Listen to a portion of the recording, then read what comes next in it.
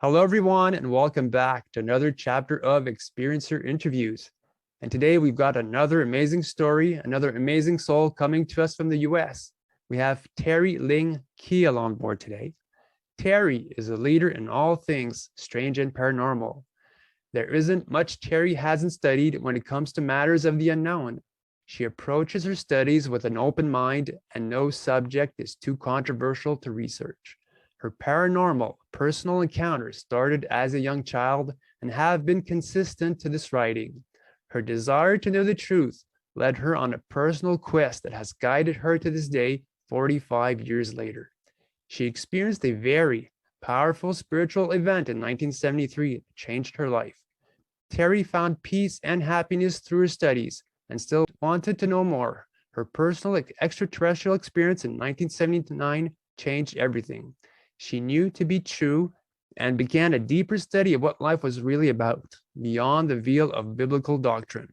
She is a radio host and TV personality with Enigmatic Anomalies, presenting EA News updates, as well as EA TV presentations and EA Radio. She authors a blog at teriling.com and shares her personal life encounters. She is available for home cleansings and anointing with her gifts of discernment through Demonology.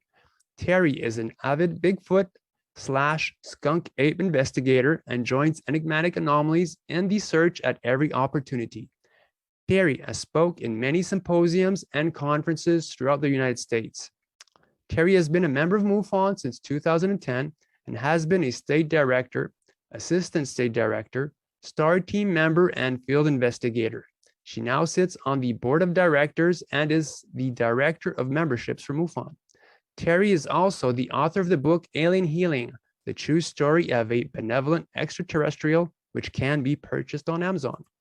So Teri, thank you so much for coming on. Well, thank you for having me. So I guess like most of us, everything started off as a kid for you. So at what age did things kick off? Well, I remember back actually very young. And as I progressed from crib, age to about 3, I started having a lot of things that I was seeing. And of course, I wasn't telling anybody about any of that, but that became very commonplace. And by the time I was 5, I had things happening so frequently that the paranormal to the rest of the world was quite normal for me.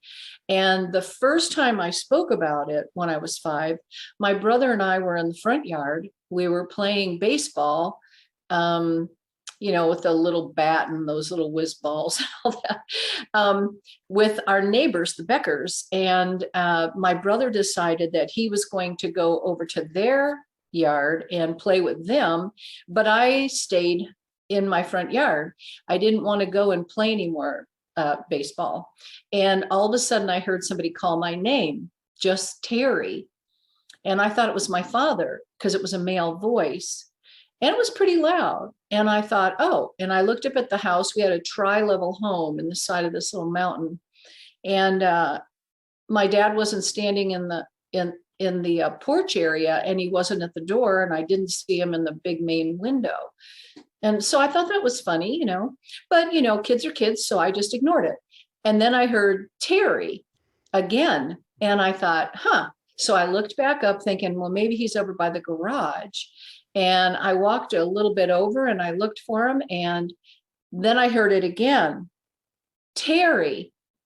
And I looked up in the sky, and there was a man standing in the sky. And I thought to myself at 5, what do you really know? I thought, I don't think men are supposed to stand in the sky. And I, I wasn't sure. I thought, well, maybe this is something I don't know about, and it scared me. And he started coming down towards me, which my childlike, feelings were, uh-oh. And I turned around and ran in the house screaming, my dad.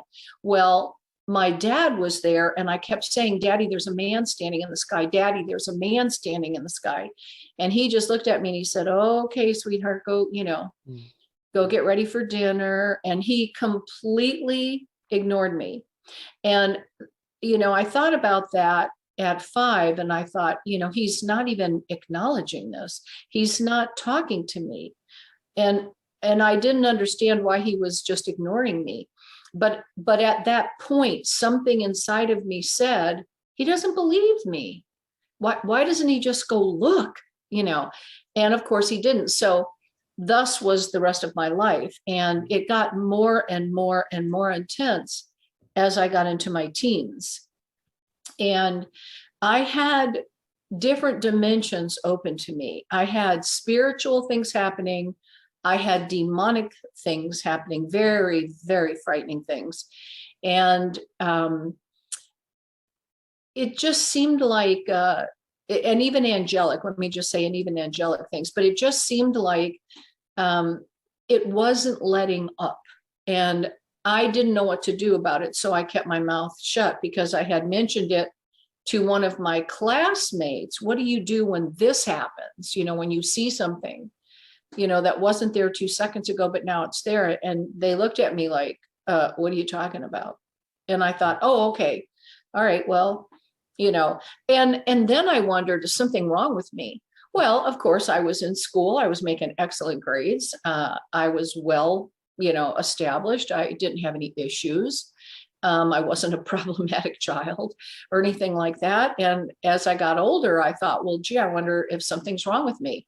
And I had an IQ test. I was at 138. I thought, well, I don't think I'm that dumb. I'm not stupid.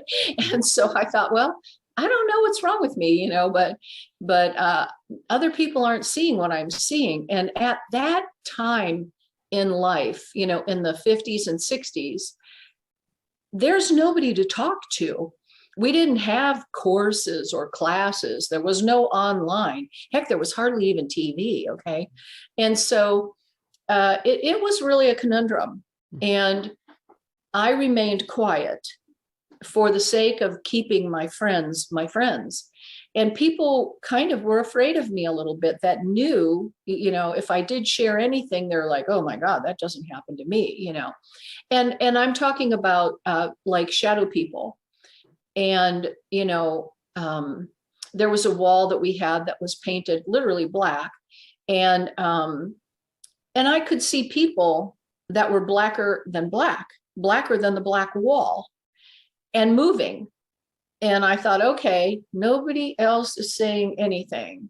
I'm not saying a word, but I can still see things. So things were reaching out to me, and I was very open. I was never aggressive about it. I was never dramatic about it. I would just see what I saw and then ponder it. So this was basically my life growing up. And on my 16th birthday, the most profound and frightening experience that I had had until that time was I was in a apartment with some friends of mine, and we were just sitting there talking, and all of a sudden, out of my left eye, I saw something moving on the floor, and it was pure white, and I thought it was like smoke. And I thought maybe there was a fire. And I was looking at it, and the one friend was looking at me, and the other friend was looking at me. So they were seeing what I was seeing, and they started looking over that way. And it started coming higher up and higher up and higher up. And it was almost at like a 5-foot tall smoke that was circling. And out of that smoke came a face. Horrific, frightening face. Both of my friends got up and ran down the stairs to get out of that apartment. I, however, was mesmerized. I was staring at it, and I was shocked. I was scared and almost frozen, like I couldn't move. And this thing came right at me. This face, this horrid face out of this white smoke. Some people say it could have been like an ectoplasm. I have no idea.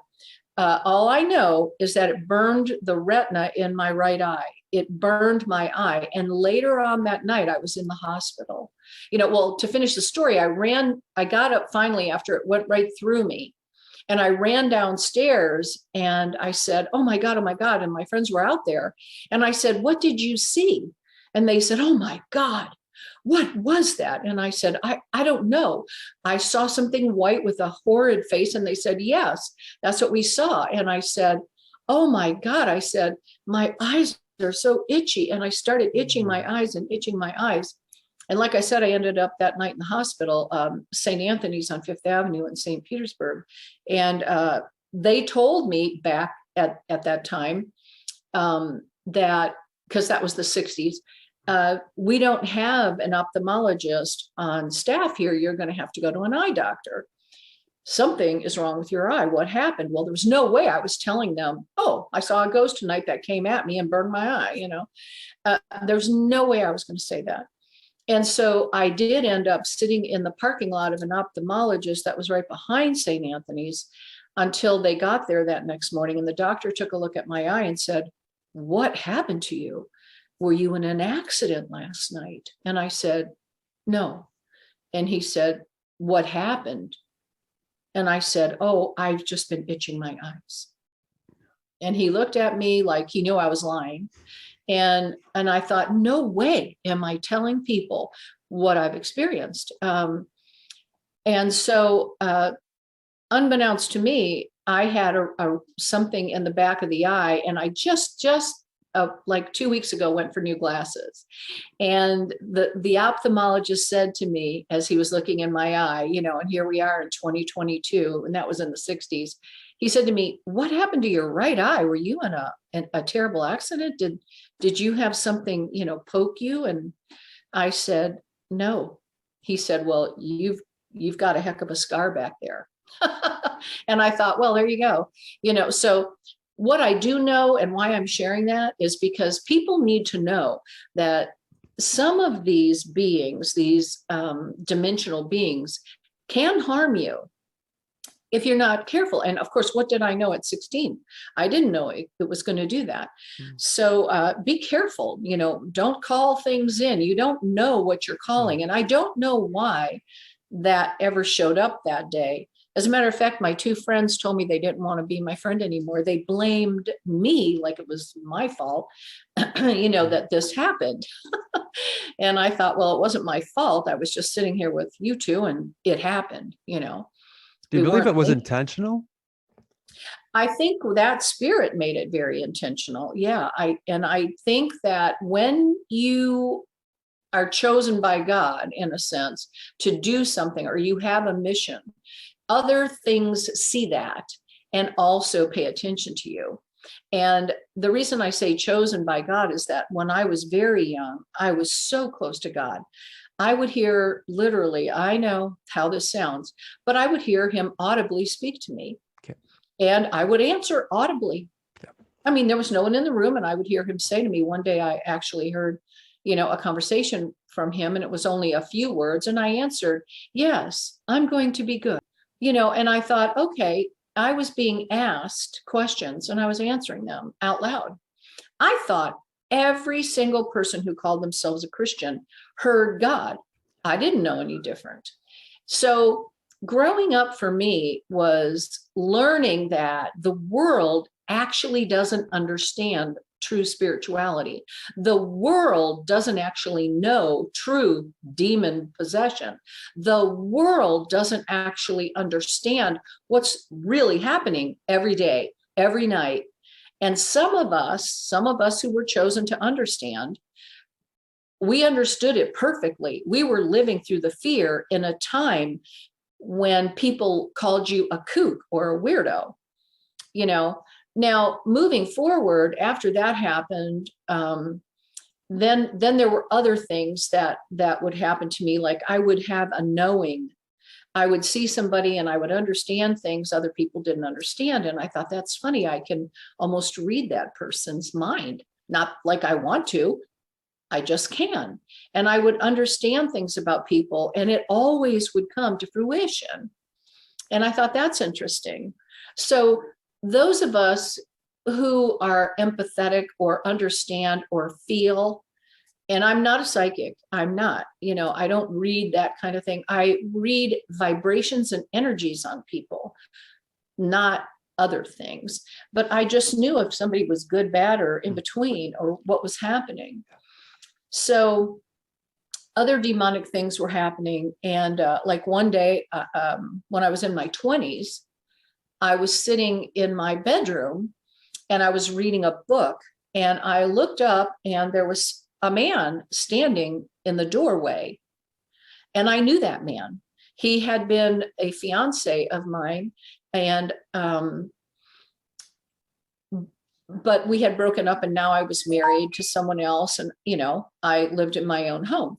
And I looked up and I said, John, what are you doing in my house? And I thought, how did he get in? I'm thinking this, and he's standing right there. He had on a t-shirt and blue jeans and Huarache sandals. And it was him 100% in whole body form. I could get up. I could see him as clearly as I can see you. I could get up and go touch him, but I didn't. I sat there and I said, John, what are you doing in my bedroom?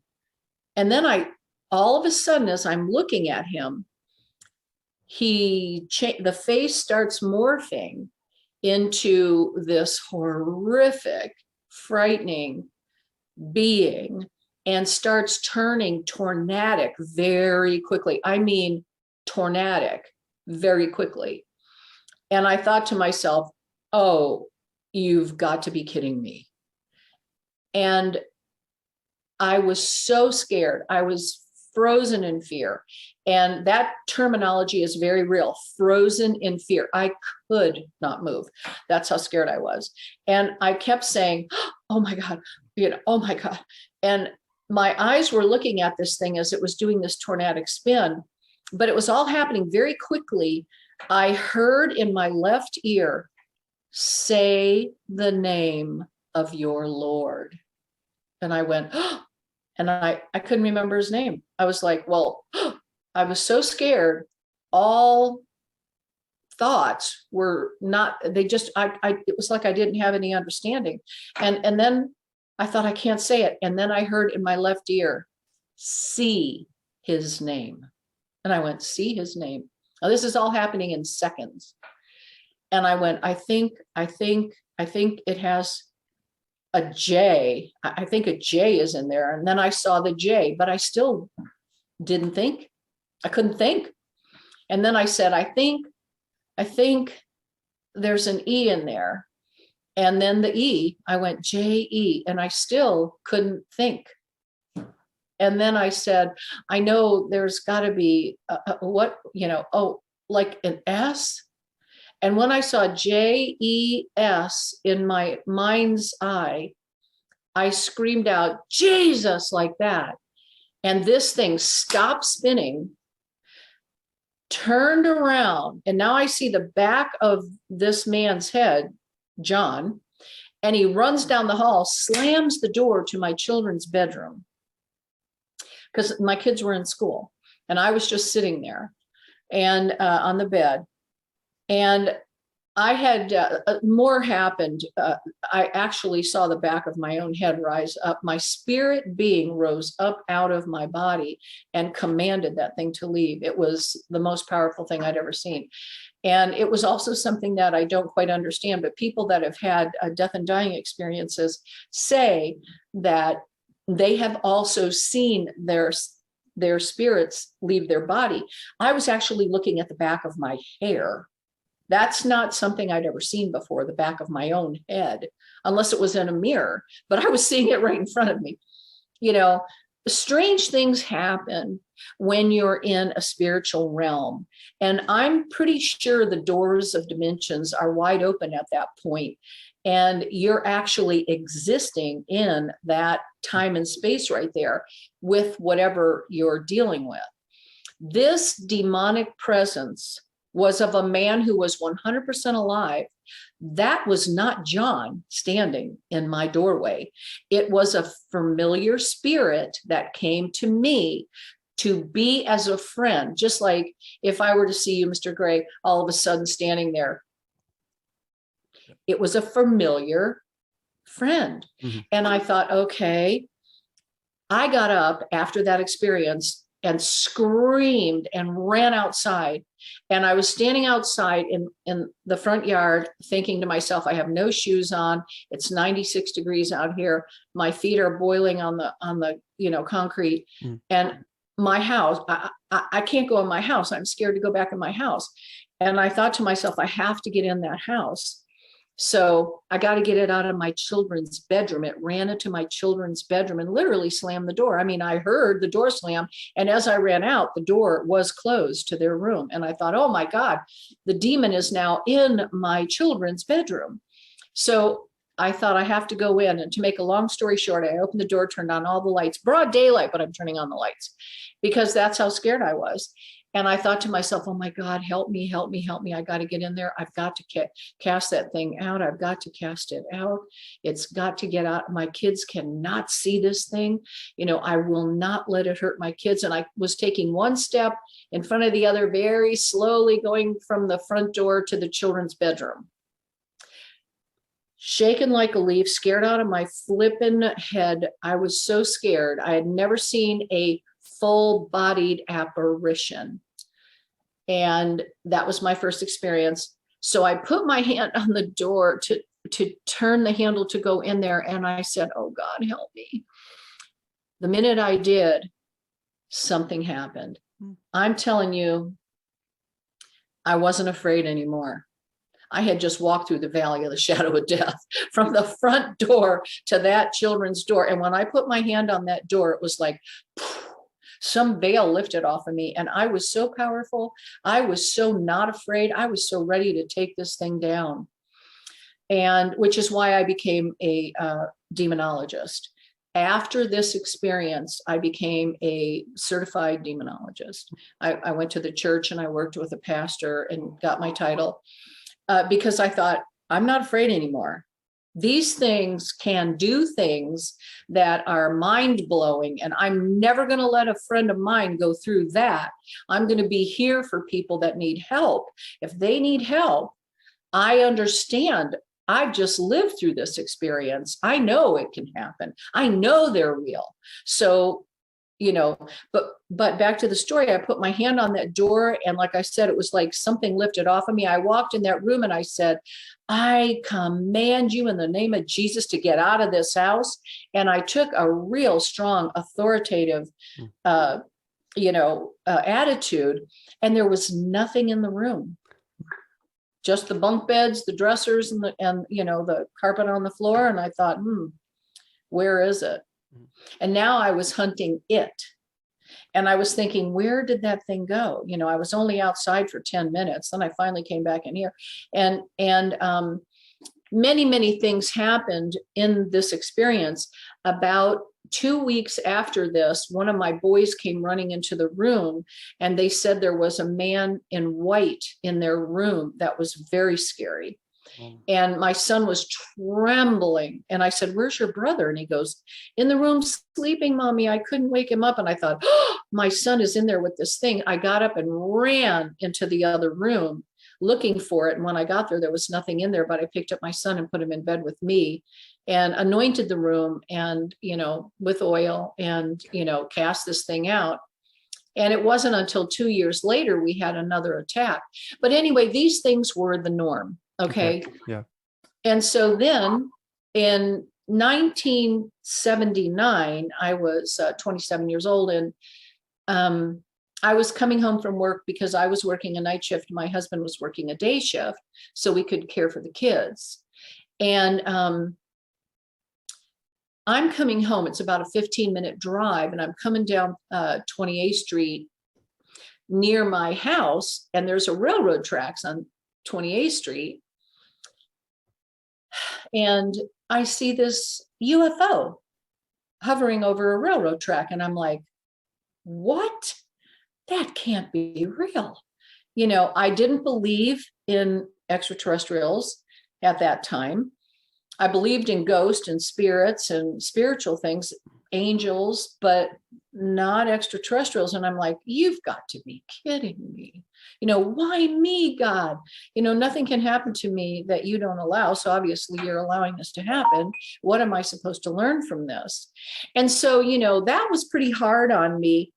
And I just decided that I was going to, end this whole thing. I was like, oh, I can't believe that's happening. This is comic book entertainment stuff. And then my car shut off. Oh. And I was slapping myself like, did I die? Am I dead? Did I have an accident or something?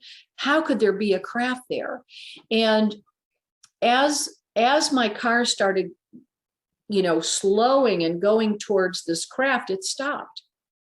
And I'm still holding on to the wheel, but like this. And I'm looking at this thing and I thought to myself, God, Teri, whatever you do, don't get out of this car. How close was the UFO?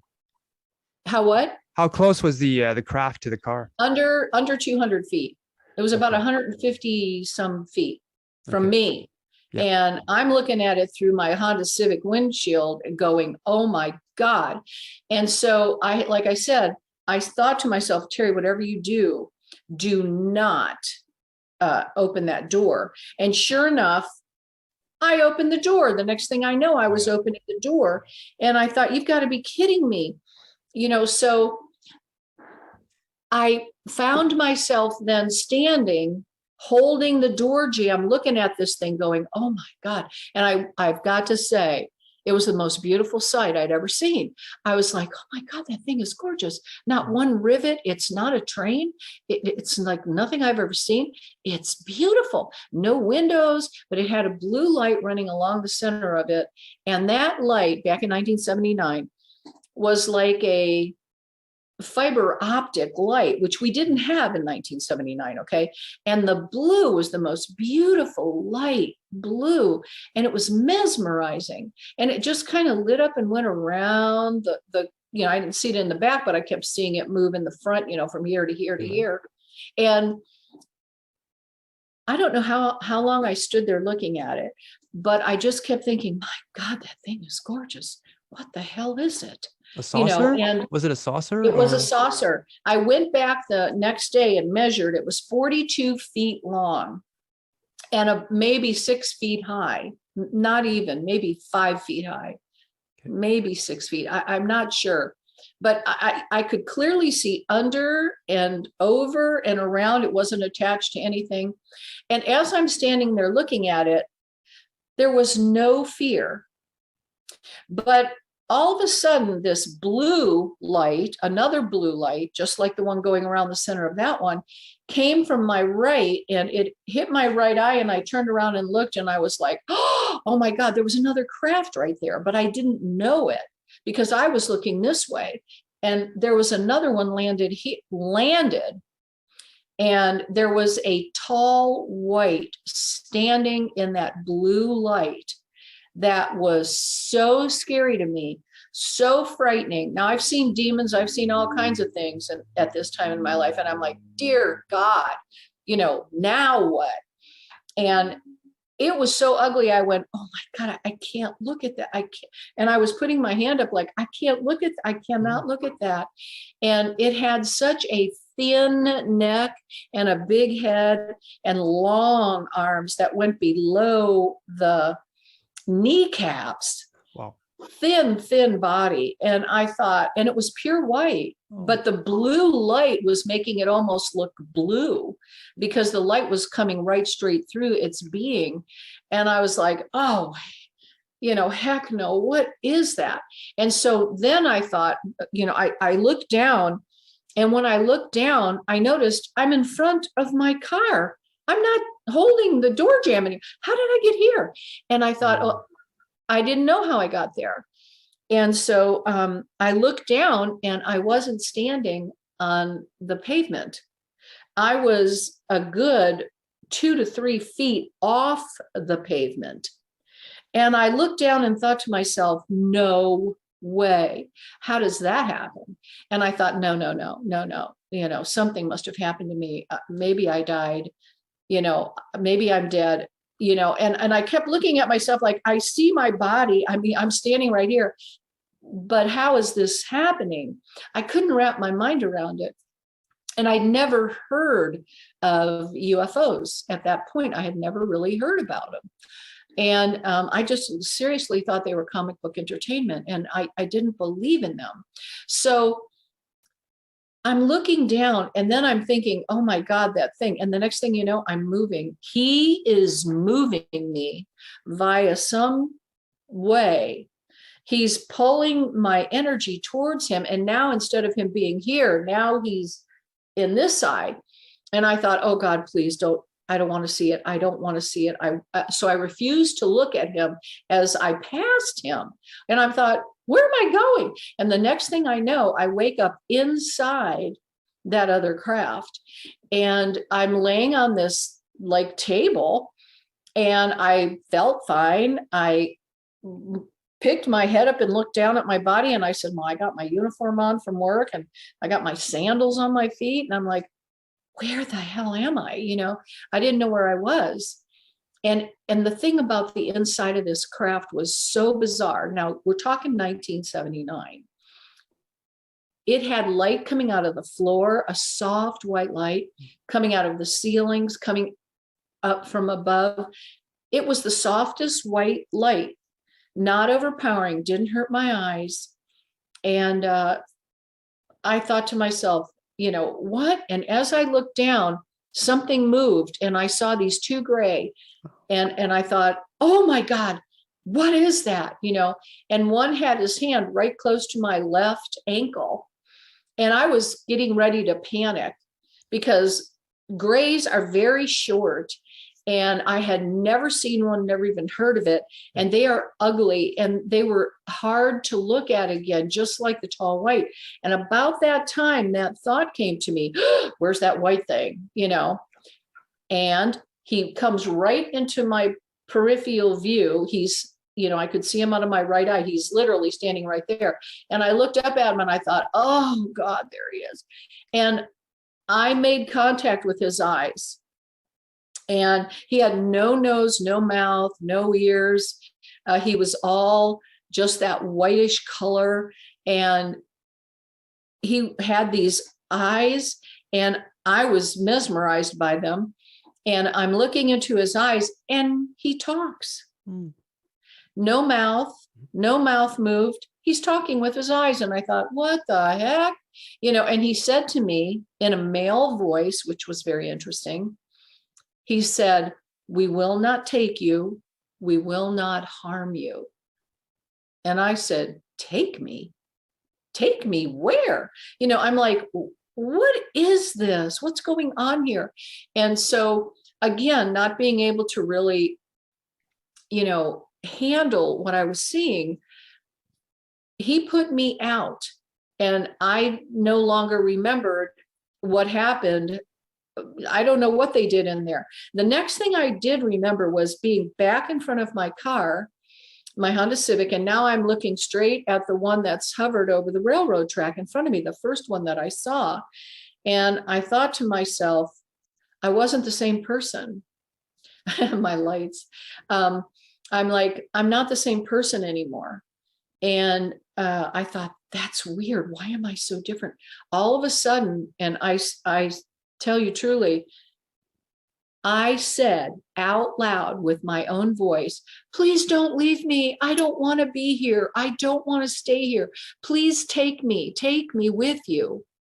Now, remember what I said in there? Take me where? Obviously, he gave me the data dump in there. And by the time I was standing in front of my car, I didn't want him to leave me.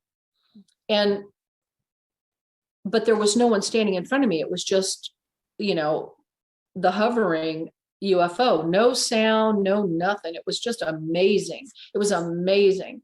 And then a couple more minutes went by, and I started begging, please, please, please, please don't leave me. Don't leave me here. I don't want to be here. And I said to myself, what are you saying? Shut up. Why are you saying these things? You know, you say this, and, you know, you don't mean that. You've got two little boys at home. You know, why would you say something like that? And then I said it again. So it was like I was having this inner struggle from my mind to my heart to my understanding. Nothing made sense. And then all of a sudden it flipped. And it was that way for a long time. I don't know how long, but I do remember I stared at it going, this can't get strange. This can't get any stranger.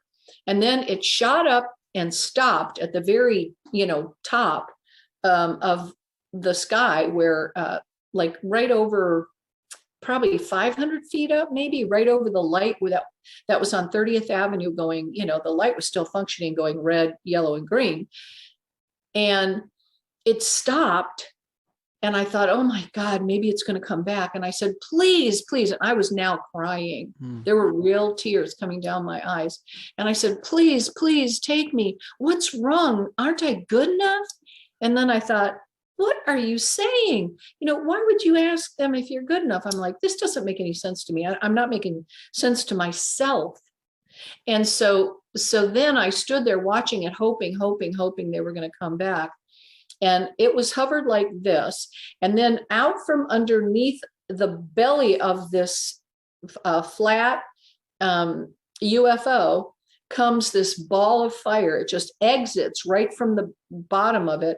And I'm looking at that going, oh my God, you've got to be kidding me. There's fire. And I could hear it. It was like, you could hear the actual fire in this thing. And I thought, oh my God, what the heck is that? And as I'm watching it, I kept thinking, please, please, don't kill me with that fire, but come back and get me. Nothing made sense. And then as they were both there, they shot off that fast. I mean, less than the blink of an eye. They went that fast together in unison towards the Gulf of Mexico. And that was it. And I stood there then in the middle of the roadway with my hands on my head going, what just happened to me? And I thought, I got to talk to somebody. So that night I get back in the car, it starts right up. I'm like, well, it started right back up. I thought it was dead. I thought it died or something. And it started back up, and I turned around. My mother's house was 1 to 2 minutes from mine. I was on 30th, she was on 50th. So I just drove to her house, and I knocked on the door, and, her husband came to the door and said, what are you doing here at this hour of the morning? And I thought, hour of the morning, it's only about 2:30. What's he talking about? And I thought, well, obviously he must, be nuts, or he's so tired. I woke him up. He doesn't realize it's only 2:30. It was 4 o'clock in the morning. I had never heard of missing time, so I didn't know it existed. And yet I had experienced it and didn't even know it. And so I didn't know it that night. I didn't know it for 29 years later. I didn't know. So, because I never mentioned it again because of what happened. I went in, I told my mother everything. I told her everything that had just happened to me. And I thought she was going to say, well, you're some kind of a kook, but she said to me very matter-of-factly, it's okay. I've seen them too. Oh, and I went, what? I was so shocked that she told me that. And I said, Mom, if you've seen them, why in the heck didn't you tell me about them so I could be prepared? Why wouldn't you share that with me? I'm 27 years old. I remember saying it just like that to her. I was very angry. And she told me to calm down and quiet down. And she said, Teri, just don't say anything about it. Because at the time I was working, well, I wasn't working at that moment, but I was waiting to be rehired by Honeywell Aerospace in Clearwater. I had been working there as a secretary in the print room, and they lay everybody off and then they bring everybody back on. We've been working on the Minuteman project, and then they were going to start working on a Gemini project. And so I wanted to go back in and get my job back.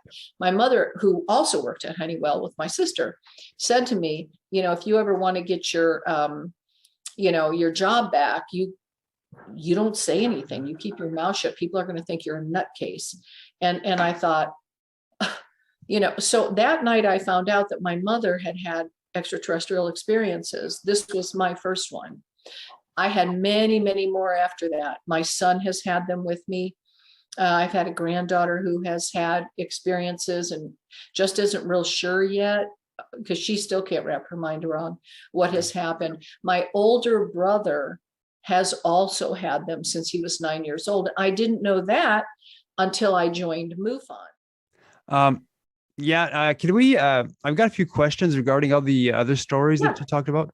Sure. No, I'm really enjoying the flow of of everything so far, so I don't want to mess things up. You talked about a man that was floating in the air. Could you describe that person? Yes.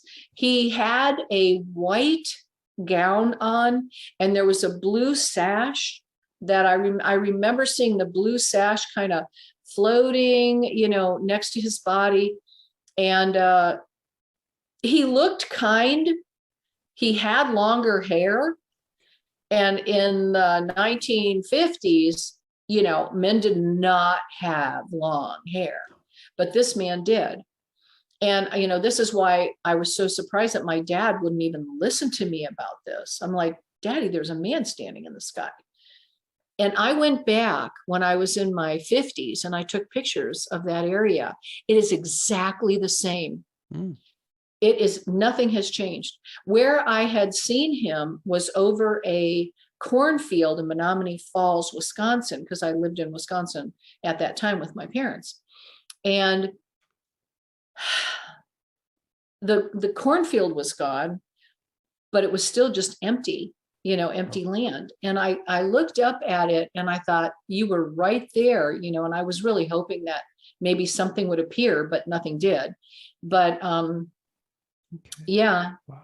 And I was afraid, so there was fear there. I know. I remember saying to my mom at the age of 3 that there are people in my bedroom at night, and I was so afraid I had to sleep against the wall up until the age of 11, like really tucked against the wall.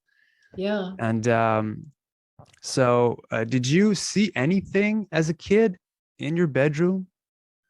Well, I would see shadow people.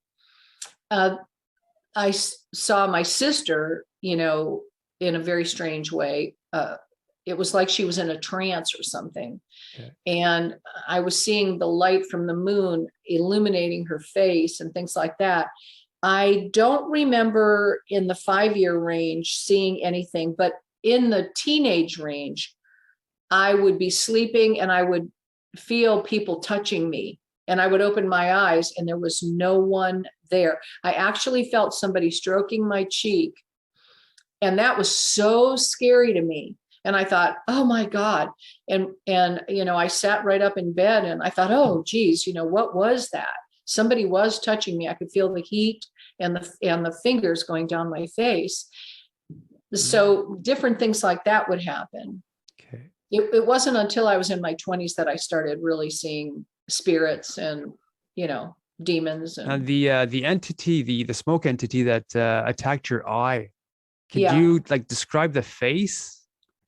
It was very bizarre, but it was something that you would really see in like a spooky movie or something. It was all just smoke, and then the face emerged out of that smoke. And now remember, you're talking the 1960s. We didn't have that kind of stuff to put in a mind. This just happened. And the face had a very long and pointed chin, and it was pure white. The eyes were very strange. They were very wicked and evil looking, dark, very dark. It was like black pupils. And it had a mouth that was so horrific. I mean, it had a long, from here to here, was long. And then the mouth. And the mouth was making a kind of a, like that. It was so freaking scary. Okay. And it was getting closer and closer and closer and closer and closer to me until it just went right in here. And that right eye, like I said, to this day, my ophthalmologist, I'm going to have him write a thing to say, because I can prove I was in the hospital, I'm sure they have records back then, but I still have a burn on that eye. Now regarding the tall white, how tall was he? He was probably just under 6 foot. Okay. I mean, I'm going to say, because I'm 5'7", I'm a pretty tall girl, and he was taller than me. And so as I was going by him, if I was here, he was probably right about there. So I was looking up, and then when I looked up from him, when I was on that table in the craft, and I looked up from him, he was, quite high, looking straight down at me. He did not have anything on. There was no clothes at all, nothing. It was just him. And you would think that they had a skeleton or something, that I would have seen skeletal, beings that I could almost see right through them. I didn't see that. I didn't see anything skeletal, and I thought that was pretty weird, that I'm looking at him, as I thought about it later, not in the moment, but later on down the way, I was like, that's funny. I didn't see any bones like you would. Maybe they don't have them. I couldn't even tell you. Maybe their systems are very, I'm sure they're very other than us. And I would like to say this at this point. I've heard a lot of people say, oh, I was raped by an extraterrestrial, blah, blah, blah. No, you weren't.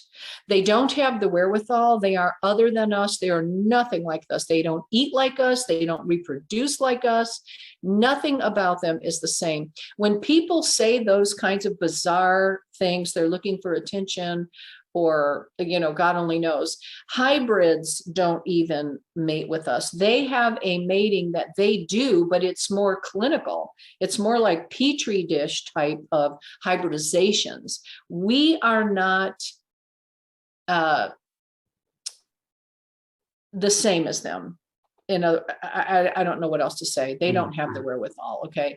Yeah. Fallen angels, on the other hand, that's a different story. In the book of Genesis, fallen angels had sex with the daughters of Eve and brought forth the Nephilim, which were known as men of great renown. And they probably built the pyramids, for heaven's sakes. These guys were massive giants that lived among us. And today we find bones and everything else. It's a fact. It's a scientific fact.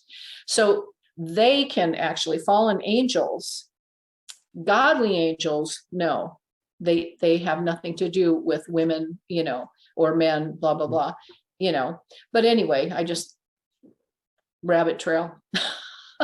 How did you cope with the fact that, you were having these experiences and you're sort of like from a religious background? It brought me closer to God, because with every experience, I kept reaching out to him going, what the heck? And I do believe that, it's just ever since I was a child, he used to talk to me audibly and I used to talk back to him. We had a relationship, a friendship.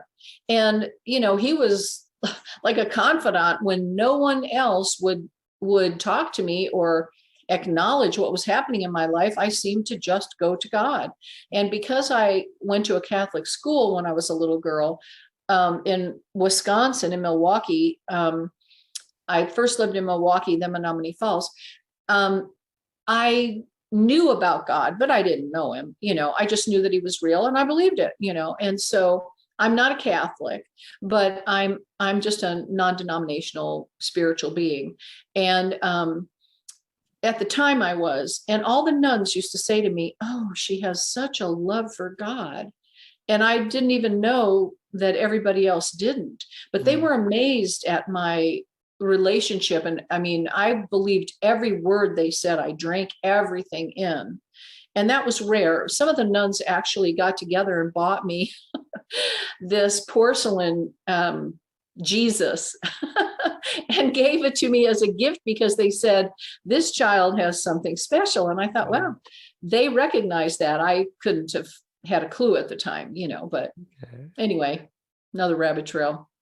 So what happened after the, you found out that your mom had all these experiences. Did other experiences start to kick in? Right. I found out that my mother did. And then when I came to MUFON, I found out that my oldest brother had. When he was 9 years old, somebody told my brother Phil to go to this certain place at a certain hour, and an extraterrestrial ship was going to be there. He went, and it was there. And he saw it, and he was a firm believer. He joined the Air Force and became a pilot. And, so he was driven to the sky and to know things about things, but he didn't want to talk about them as much as I do. I'm very communicative, and he was more, he didn't want to discuss it with people, maybe because of his pension, maybe because of other things. I don't know, but I don't have a pension I have to worry about. So I can, share my experiences. Yeah. I just opened up a bit to some of my employers. We were at this, having dinner, and my boss was there, and I just said nonchalantly that my name appeared in a ufology book, and he thought, ology, so that must be something scientific. So they were really impressed. And then I said, it's about UFOs. And then my boss's face, really like, and he said, never talk about this again. And that was it. And it's, so it's a bit, it's scary to come out sometimes, because, some of us might lose their jobs. So that's very true. And most people cannot wrap their minds around the truth, because we are not taught it in school, and we're not taught it at church. And those are the two main places all of us in the world learn from, a school or a church. And even in families, my mother never spoke to me about any of her experiences. She wanted to keep them to herself because she felt they were too bizarre, and she didn't want her children knowing anything about it. So she never did. But then when it happened to me and I told her about it, now she wanted to discuss it.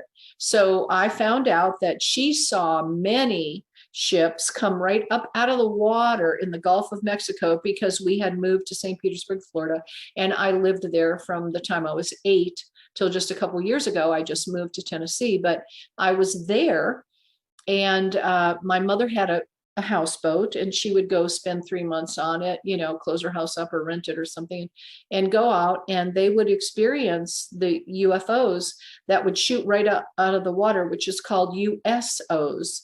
And this was her whole reality of extraterrestrial ships. I'd never seen one in the water. So, she was telling me something again, which was like, are you kidding me? They come out of the water too. So now we know there are underwater bases, and there are underwater places that they frequent. And there's a reason for that, Mm-hmm. And, some ships have been seen under the water. And of course, our government knows all this, but they don't reveal it. They don't want to talk about it, like your boss doesn't want to talk about it. No, it doesn't matter if they want to talk about it or not. It's still real. It's still happening. We've never been alone. They've been here for eons and centuries. The hieroglyphs and, the Mayans, all these different cultures have always had, these extraterrestrial drawings and pictures and things like this that they've left behind. Mm-hmm.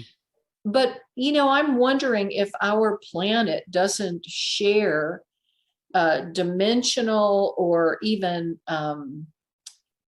like an eon will go by, and it'll be one type of person living on the earth, and then everything switches, and now another type of person is on the earth, and now it's our turn. Generational changes. That's why there's the pyramids. Look at the Sphinx. Look how big that Sphinx was. Now, why would they make it that big? Mm-hmm.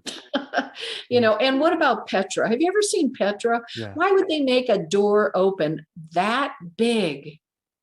Why? Why in Egypt are those buildings massive? Because the people were giants. Yeah. People were bigger. Things were different. It was another generation of peoples. Yeah. And I think that most scientists would agree with that, but they would never publicly acknowledge it. Just when you think about the pre-Diluvian people, they tend to live longer than those after. So, mm-hmm. Now, getting back to when you were on the craft, you were on this table. Now, do you feel it Yes. was a sort of medical table? Well, no, not at all. I didn't. The thing about it was the whole place was white, very, very white. And it was like a molded, I don't know how else to say it. It was like a molded site that I was seeing. It was like there was a chair coming out of the wall, but it was so tiny. And, it was like children's stuff. And there were no windows. It was just the walls were alight and the ceiling was alight and the floor was alight and what I was on was alight. And yet there was no heat. I didn't feel heat. I didn't feel cold. It seemed quite comfortable, but I mean, because I was there, I was very uncomfortable. It wasn't a place I wanted to be at the time. I was very, very afraid, but it seemed quite sterile and ultra clean. Now, you did talk about, like, you did write a book about a healing. When did that Yes. happen?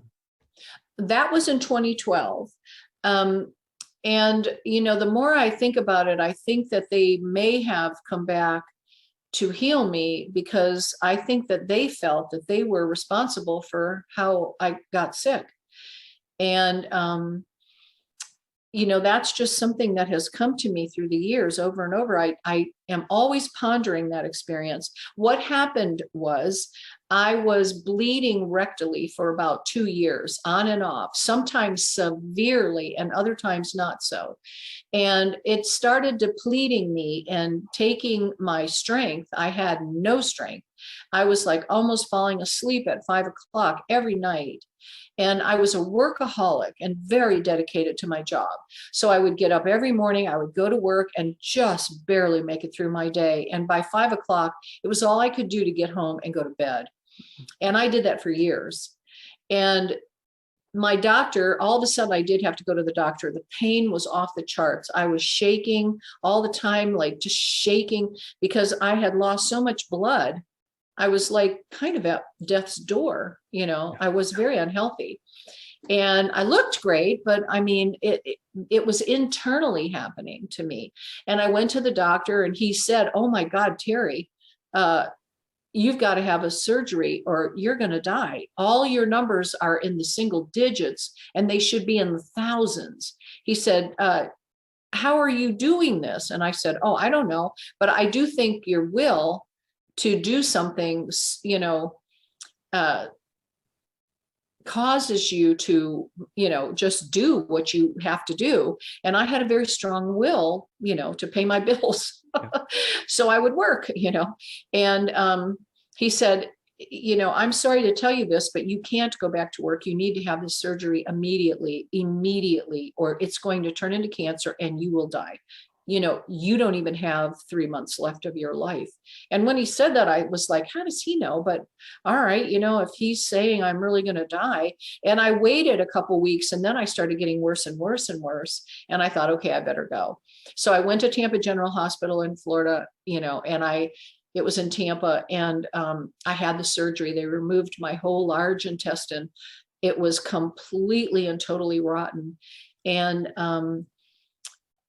And that was what was making me sick. However, it was an 8.5-hour surgery, and the surgery went wrong somehow, and they weren't able to finalize and get this one little area that was bleeding to stop bleeding.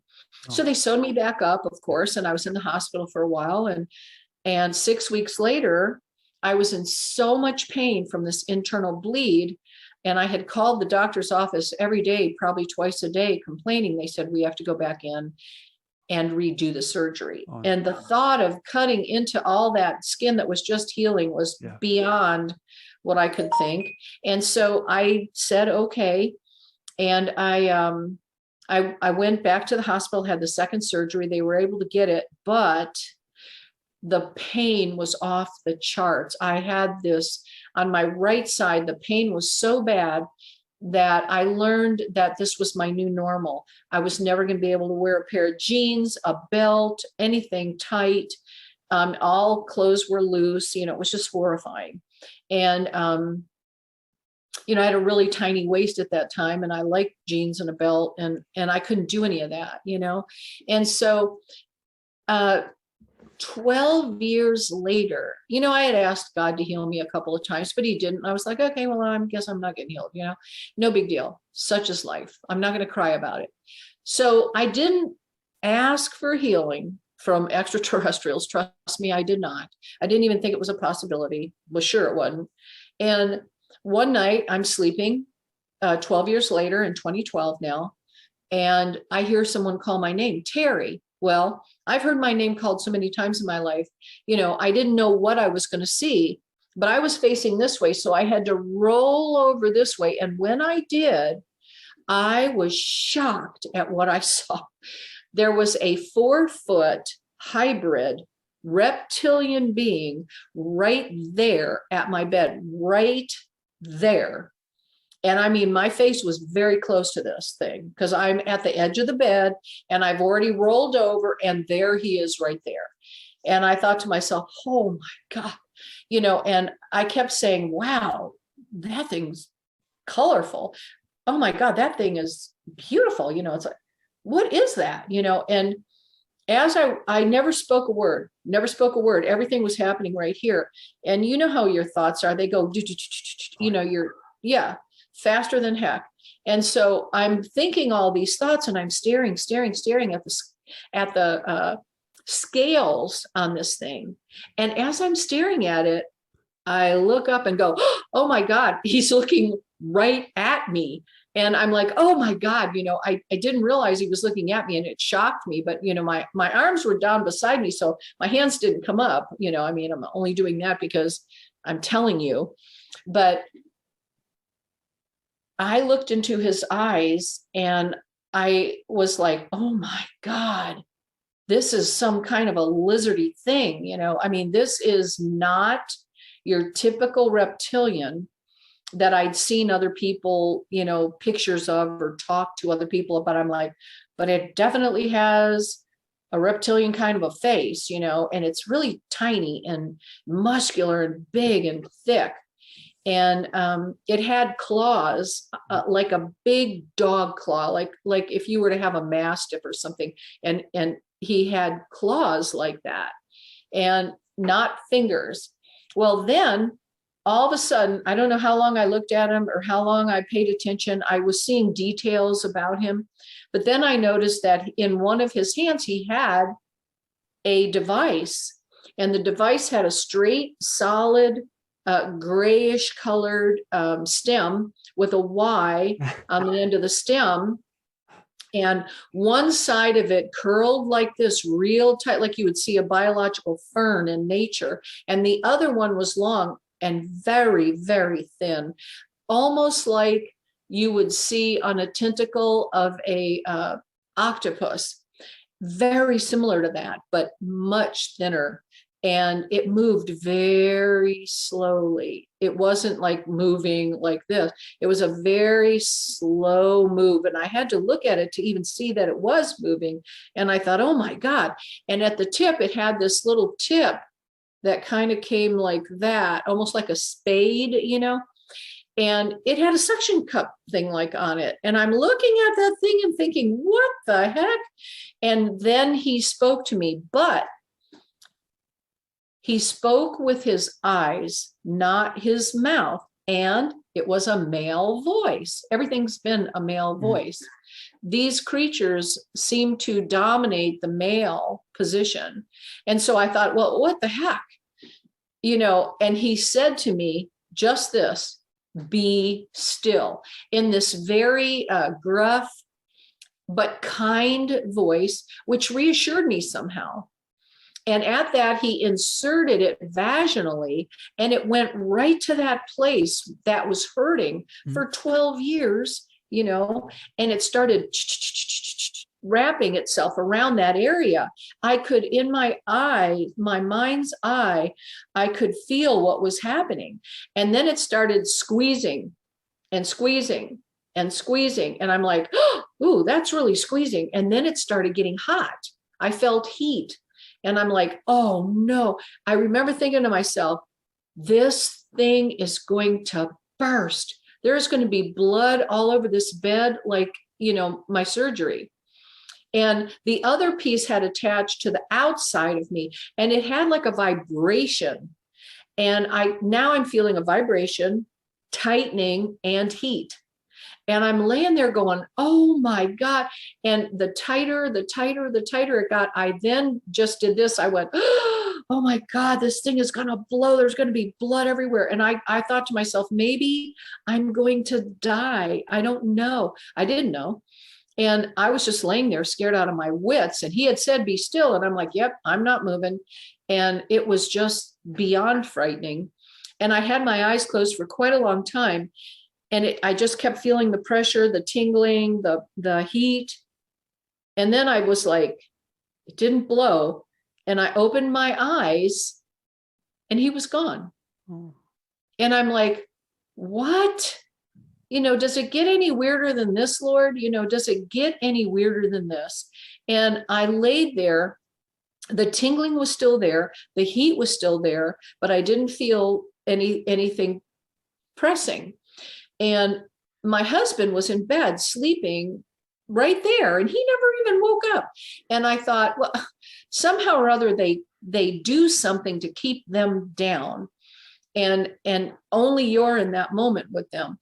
And he got up, his alarm clock went off, because this was about 4 o'clock in the morning. So by 6, 2 hours later, he gets up, he takes a shower, goes to work.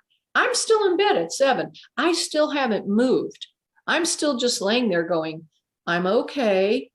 Nothing happened. And I keep going over in my mind what I saw. What did I see? What did I see? And I'm still having that vibrational, in my being. And I'm still feeling that heat.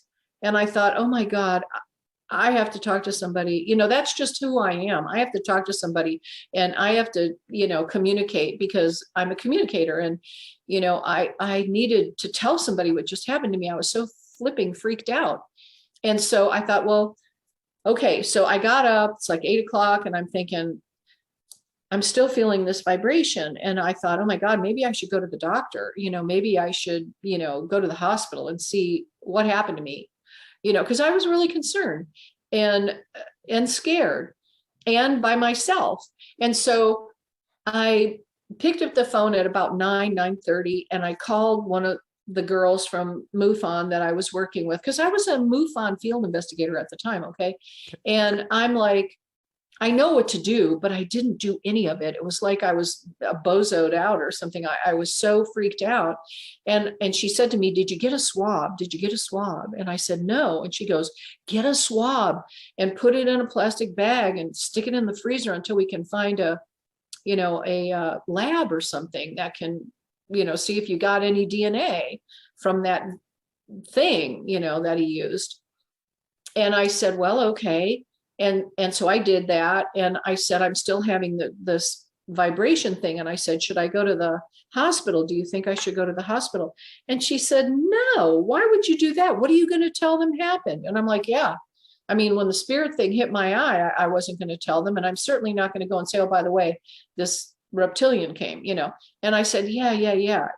Logic doesn't play a part in these experiences. They super, abound logic. And, I'm like, okay, so now what do I do? 9 hours later, the vibration stopped. I had taken a shower.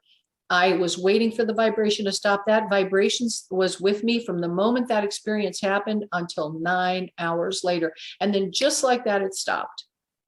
Well, in the interim, I got up and I went, oh, my side's not sore. And I took my hand, like I made a fist, and I whacked myself real hard. And I went, oh, wow, no pain. Are you kidding me? And I called my friend back and said, I don't have any pain. And she goes, what do you mean? I said, I don't have any pain. The pain is gone. And she said, wow, well, yeah, I've heard that happens, and I said, really? They can heal you? Well, it wasn't him. It was the device he used that healed me, not actually him. He used a device. And that was what wrapped around and then pressurized with the heat. and left the vibration. And I thought, okay, this is interesting. And I didn't want to believe it because being a Christian, I didn't want to believe that other things could heal us. I didn't want to believe that. And so, that was kind of hard for me to wrap my mind around, and I didn't want to talk about it.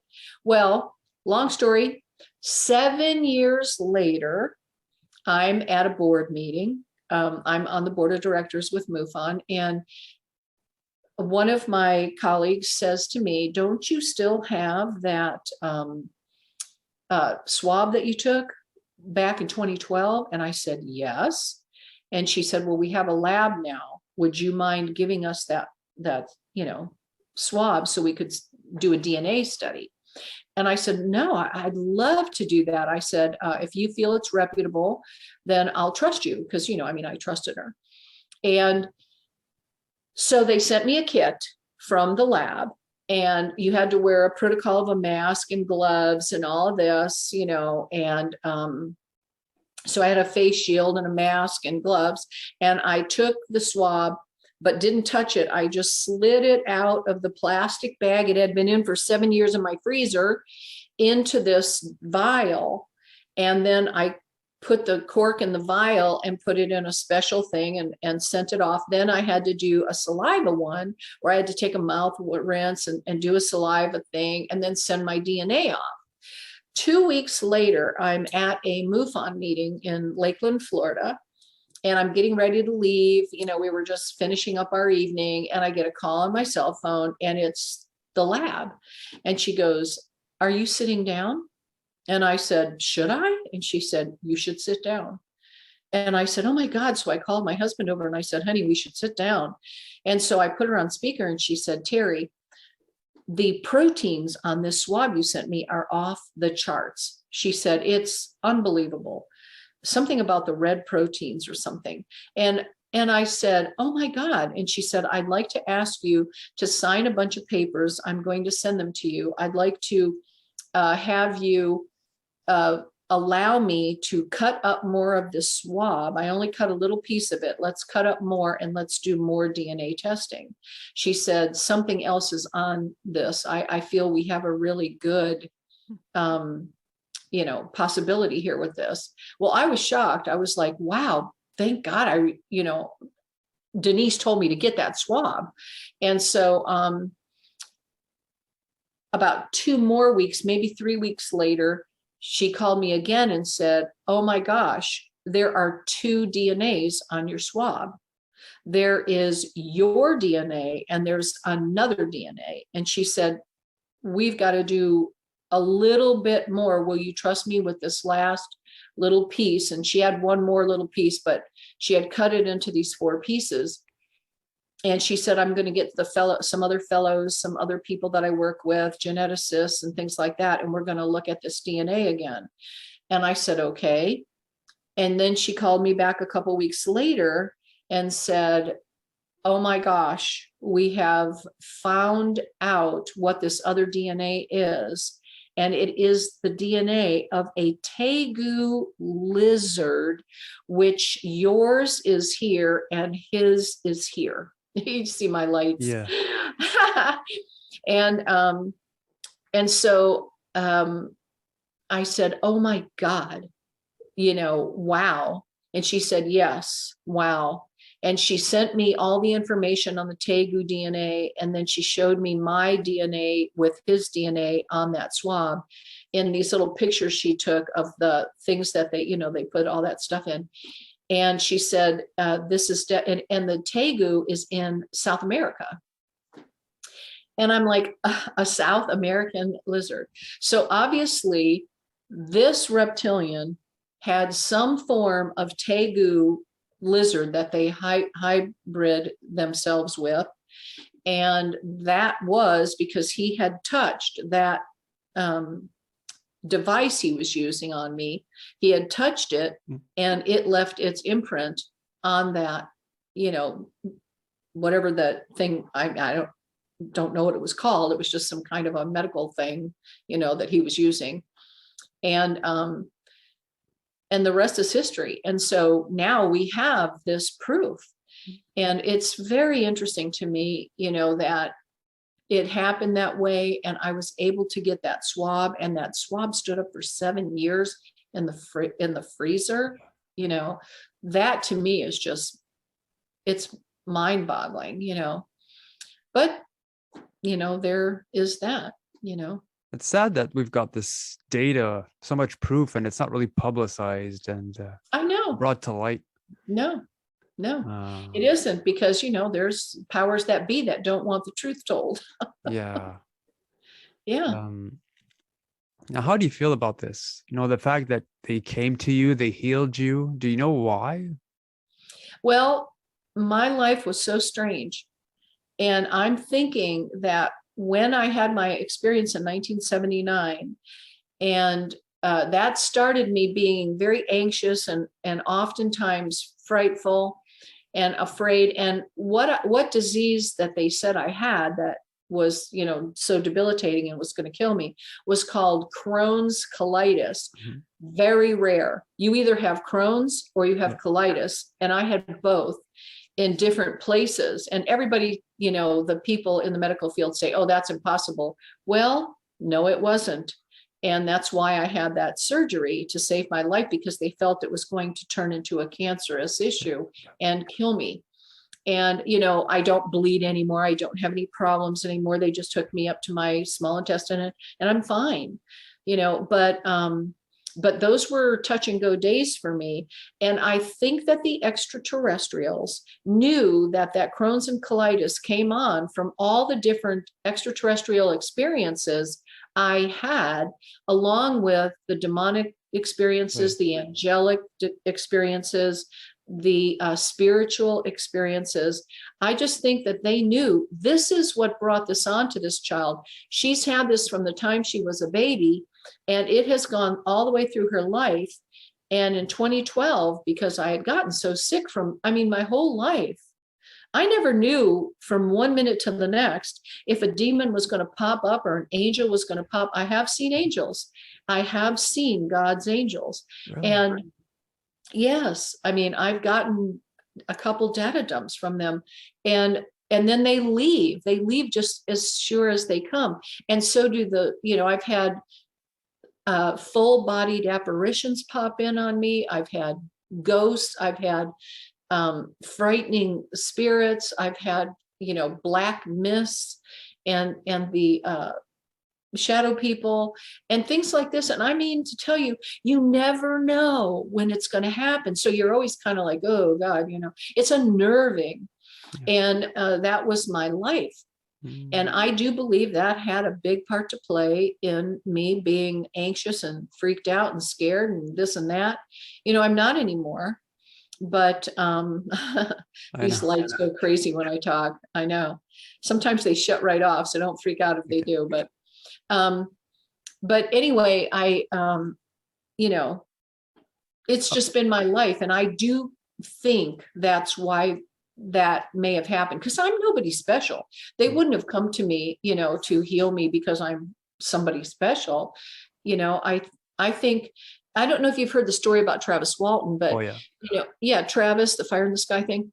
Well, he's a good friend, and we've talked at length about his experience and how it relates to mine, in that he got out of the truck, ran towards that beam. The beam hit him. The beam killed him, or at least maybe not killed him, but it damaged him. They took him on board and healed him. And he acted very aggressively. He picked up instruments. He threw instruments at them. I didn't throw instruments. I didn't try to wrangle that instrument out of that extraterrestrial's hand. When he said, be still, I just said, yeah, I'm not moving. There was no way I was moving. I mean, I thought that. I didn't speak. But I was very submissive. Travis, on the other hand, was very aggressive.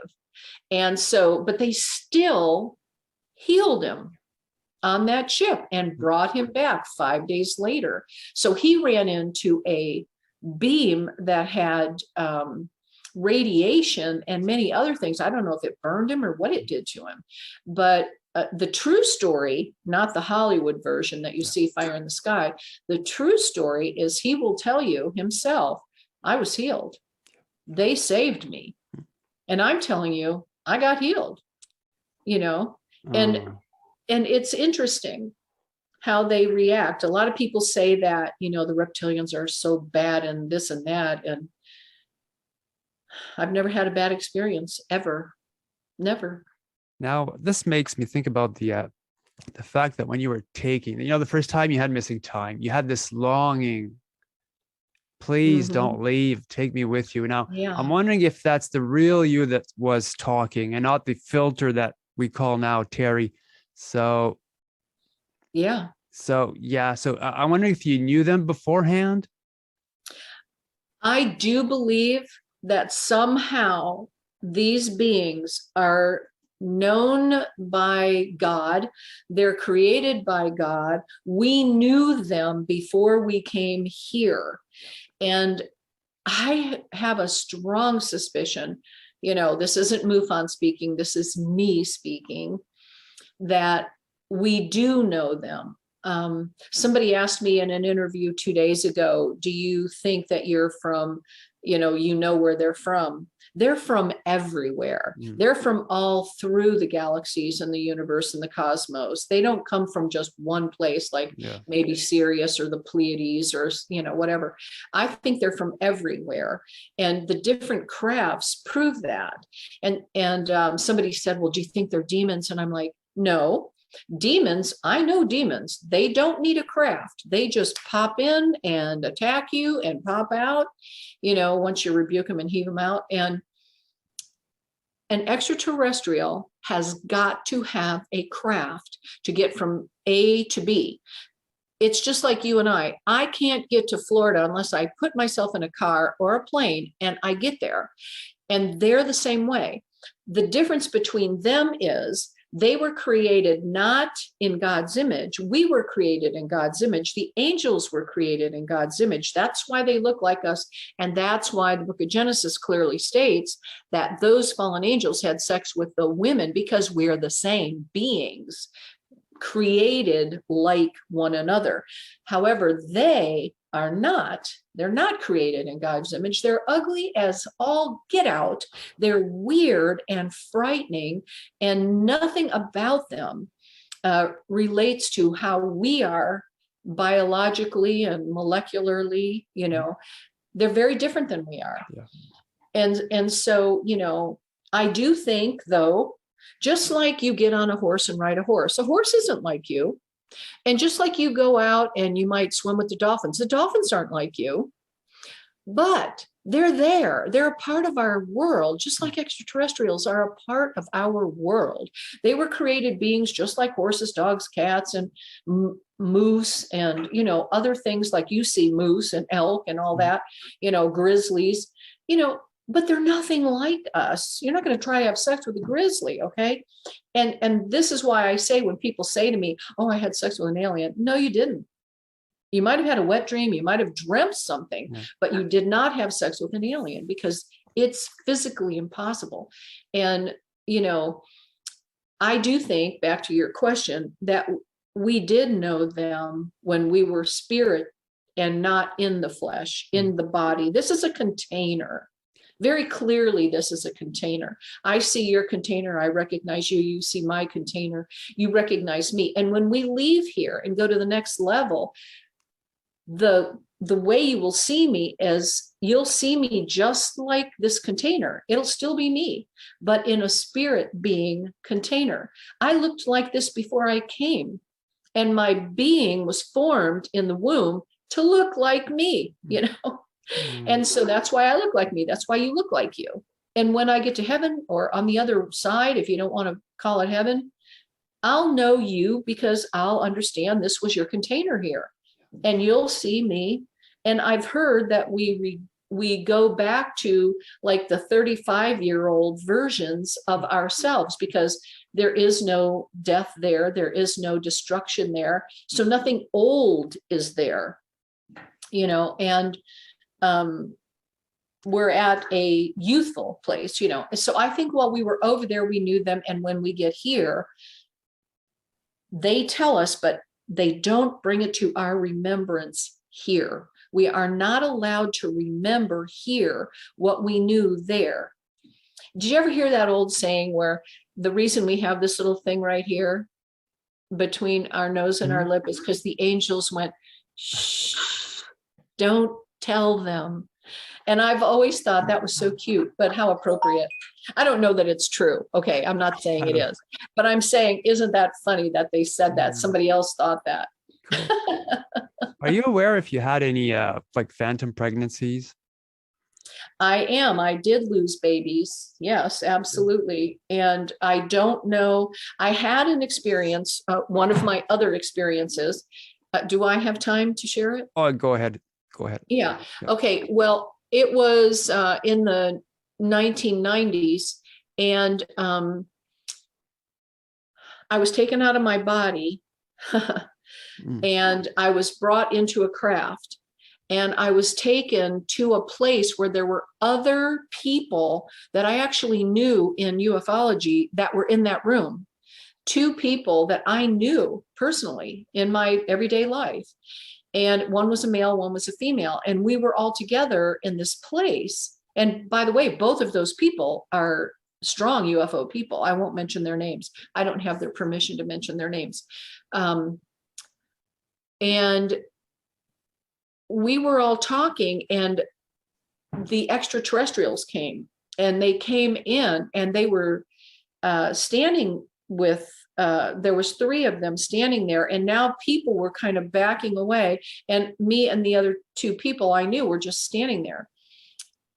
They, the extraterrestrials came in, and one had this very straight brown hair, and she was looking more like a person than an extraterrestrial. She, I would have to say she was probably like a Nordic, because they resembled people. And somebody said, do you think, the guy said to me, do you think that's one of yours? And I said, oh, I don't know. Well, she heard him, and she turned around and she said, oh no, mama, she just was talking in this very strange dialect, which I could not understand. I heard the mo mama, something like that. But she showed great reverence towards me. And I thought, why is she doing that? Who the heck am I that you would have to act like that? Like I was some dignitary or something. And then she addressed the other person, not in the same way, but also addressed that person. Now, I don't know what he said to her or what she said to him, because that wasn't my experience. This was my experience. And the other woman didn't talk to them one way or the other. She just kept very quiet. And so in that experience, I then knew that she was a hybrid, but not related to me. And she was showing me some type of reverence for whatever reason, and that never made any sense to me. But it was a really powerful experience. And in that visit, eggs were harvested. Okay. I'm sure of it. Okay. Mm-hmm. So that could really explain down the road again why you had the Clytus procedure done on you. That's I don't pretend to have all the answers. A lot of it is still quite the mystery to me. I don't want to go into the whole story because it's a very long story, but I had seen another extraterrestrial, and it was he was a reptilian, and he wasn't a small reptilian. He was huge, massive. He was like 10 feet tall, 9.5 feet tall, at least. That was back in 2015. And he gave me a data dump. I was in the catacombs with that particular experience. And I was brought to him by his handler, and I went in and he spoke to me. I was told that I had to speak with him and that he would talk to me, not to initiate any conversation. And so I was there, and he gave me information, and he said to me, male voice, gruff, different, but very strong, very, very powerful. And I was shaking like a leaf. As a matter of fact, I had to bite my teeth down because I was so scared. I was biting my tongue. My teeth were chattering and I was biting my tongue because his power, it was like literally standing next to a grizzly. And trust me, that is not something anybody wants to do. It was just so close. It was just too much. He's so powerful. And of course, otherworldly. And so, he said to me that what I was being given at an appropriate time, I would need this information. And at that time, I would have this information. So I do know that they do give us messages. They do speak to us personally, and they give us information that we need.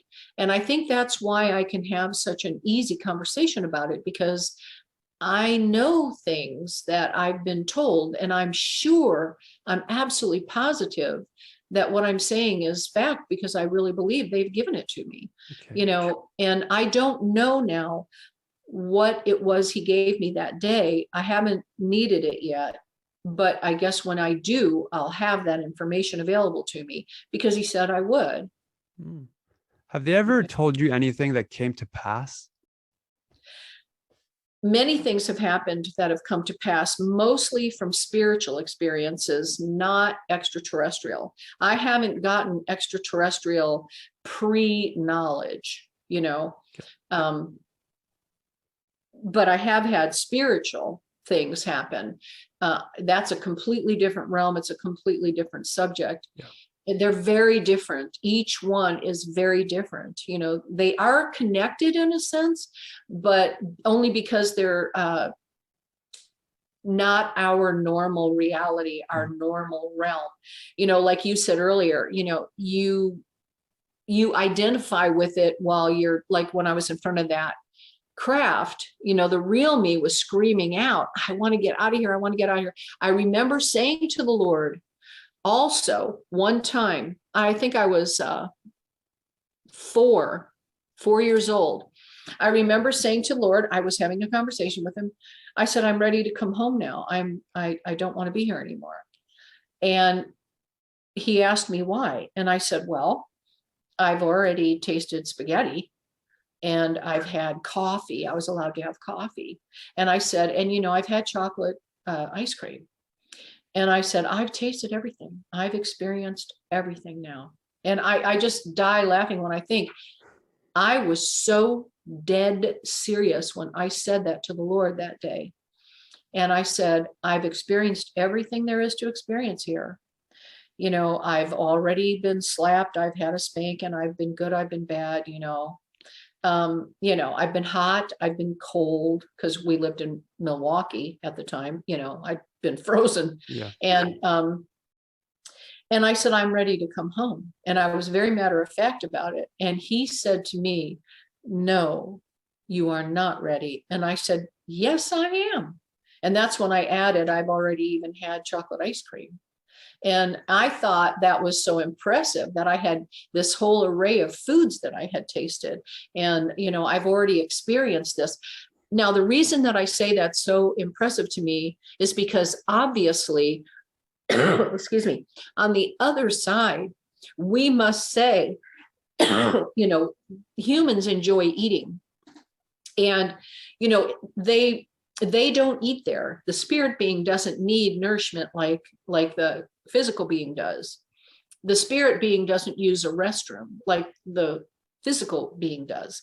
So when we're there, we must say things like that to each other, like, oh, you'll get to experience their food or their culture or the way they do this or whatever. And things will be good, but things will be very bad too, because it's a strange place and lots of open portals there. You got to be careful.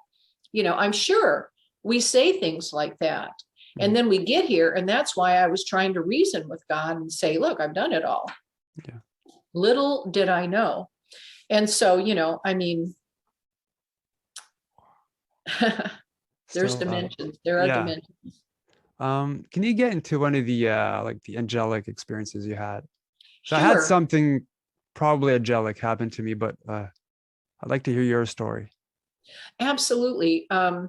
back in the 1980s, probably 1981, I'm going to think this was, I was in my home, and because I was on the worship team and because I was a very strong Christian, non-denominational, I was very tight with church, and I was also the teacher of the children. And so, I would study a lot to, have good little messages for the kids. And I sang a lot. I worshiped a lot in the house. And I was at the house one day, and all of a sudden in front of me, this angel, beautiful beyond description. He was chiseled perfection. I mean, gorgeous. He had blue eyes, white hair that had a curl that just laid right about there. And it was full, and his cheeks actually had a pink glow to them. And his eyes were just so loving and kind, and dressed in a full white gown all the way down to like there, on his hand.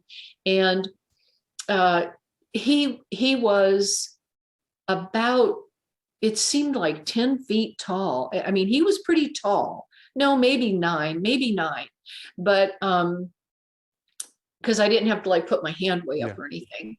But he stood there and looked at me. He got right in my face. He was this close to me. I mean, that close. And I'm just mesmerized by his beauty, stunning beauty, literally like a Michelangelo piece. And he had a beautiful mouth. He had a little bit of a pinkness to his lips, and his eyes were just so glorious and blue. And he did like this with his arm and pointed out the door, out my front door. And at the time, I thought, what is he pointing at? So I followed his arm with my eyes right out the front door. And right as he pointed, my friend Brian and Annie, who had just gotten married, pulled up in their car, and right at the end of his finger, their car stopped right there outside the door. And I thought to myself, okay, what are you trying to tell me? And Brian and Annie, I had introduced them, and they ended up falling in love and getting married. They ended up becoming missionaries to Peru. And I felt that this angel was telling me to support them and be a part of what they're doing at that time. So did I ever get messages that came to fruition and, followed through like you asked me earlier? Oh, yes, many times. The angelics always came to full fruition. The others didn't, haven't, I should say, because the extraterrestrials are, I still have that data dump. I don't know what I'm going to do with it, but I'll know when it's time. And anyway, and then another time I was a missionary to Haiti, and I was on this boat, and it was called the Mercy Vessel, the Good Samaritan. And we had taken it from Miami to Port-au-Prince, Haiti. And so when we got off, well, while we were on the boat, everybody was talking about going to this certain place and, doing all this witnessing and all this stuff for the Lord. And I thought, no, that's not where I'm supposed to go. And an angel came to me and said, go to the top of the mountain. And I'm like, okay, how the heck am I going to get there? I thought, well, I don't know. Haiti is very mountainous. And so when I got off the boat, and I'd never been to Haiti, so I didn't know one way or the other what Haiti was all about. But the Tom Makut was there, and it was very frightening. They were driving around with guns. They were shooting people. They had killed an entire village of Catholics that were in their church. And then they shot them all and left them inside the church to rot and die. And I was like, oh boy, this is a little scary. We're over here at tumultuous times. And so I'm out with the whole group, and all of a sudden this guy comes to us and says, I'm going to the top of the mountain. Would you like a ride? And I said, and he had a taxi. And I said, well, how much? $5 the whole day, there and back. I'm like, done. So, I mean, that was really scary. I mean, he could have taken us up there, shot us, and robbed us. Anything could have happened, but I had pure faith in the Lord. Yeah. I had heard an angel say, go up there. And then all of a sudden, here's a guy going to take us. So I get in the car and he takes us up to the very top, which was the Baptist Haiti missions. And I got out and went up and I said, well, Lord, now what do I do? It's like I was just waiting for, what do you want me to do? Here I am. And he told me to go into the Baptist Haiti mission. And I went in there and I was just alone. There was nobody else there. And I was praying and I said, well, do you want me to be a missionary? And he said, no, I want you to go home and be yourself. And I thought, okay, well, okay. That wasn't what I was thinking I was going to hear. So I got out of the Baptist Haiti mission. I was up at the very tip top of that mountain. I went back down with the guy and my husband, of course, in the taxi. And we came home a month later and I got off the boat. I fell down on the ground in Miami and kissed the ground, because let me tell you, there is no place like home when you are in a third world country. Okay. There is no place like home. And I then knew that I had a mission. I had something I was to do, and I did it. And it all came to fruition. And I knew then I wasn't one of the ones to be chosen as a missionary. I was going to be a missionary wherever I was. That was my mission field. So do you think that your mission is to, I won't say share the good word, but at least, share these experiences with other people and try to wake people up? I do believe that I am chosen to do just that. And I have had that word come to me, and that I was chosen for this very specific time. And it would be difficult. People wouldn't want to believe it, because people are very self-focused in the world today. It's all about them and making their paycheck and living their life and doing their thing. And, God's not in the equation, because it's I, me, mine. And I believe God is in the equation. I believe that extraterrestrials are in the equation. I believe the ghosts and the demons and all of these things exist, and they're a part of the equation. They're part of the journey. Mm-hmm. I do think we're all walking each other home.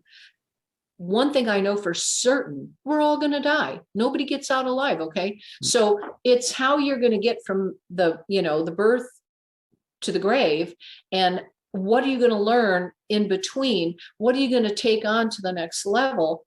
I know love wins.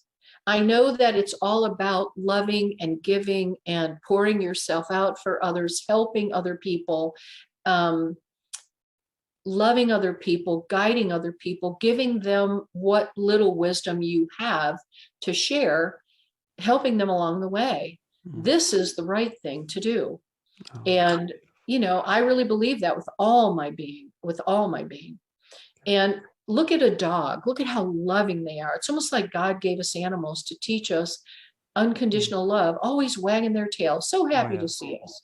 I mean, my dog, when I get up in the morning, she acts like she hasn't seen me in 10 years. I just put you to bed a few hours ago and she acts like, where have you been all my life? I know. And I think that's how, when we're little, do you remember when you were a little boy and you didn't have the inhibitions and the ego and the personality that you had to protect in front of people, and you were just you. You were just you, and you were kind and happy and free. And then life happens and it starts encroaching upon us and it kills that out. We need to be those little children again. And so, no, I'm not always ministering, or something like that, but I think it's a part of the big picture. We can't deny the big picture because it's all related. So, well, let's call it a day. You went through so many experiences. I'm totally blessed that you came on today. So thank you so much, Teri, for coming on. I had loads of fun today. Good. I'm glad. Thanks for having me. I really do appreciate it. I do like to get that truth out there as much as I can. If people need to contact you, can they contact you through your website? Yes, they can reach out to me at terilyng.com. It's TERILYNGE.com or DOM@MUFON.com. If they want to just send me an email or something, for Director of Memberships, DOM@MUFON.com. And yeah, love to hear from people. Well, thank you so much again for coming on. Hello everyone, this is Mr. Gray, and thanks for watching today's episode. If you are an abductee, contactee, or experiencer, and you believe that your story could help others, please feel free to contact me through my YouTube channel email. When it comes to experiencers, the ET phenomena, and the future, remember, truth will out.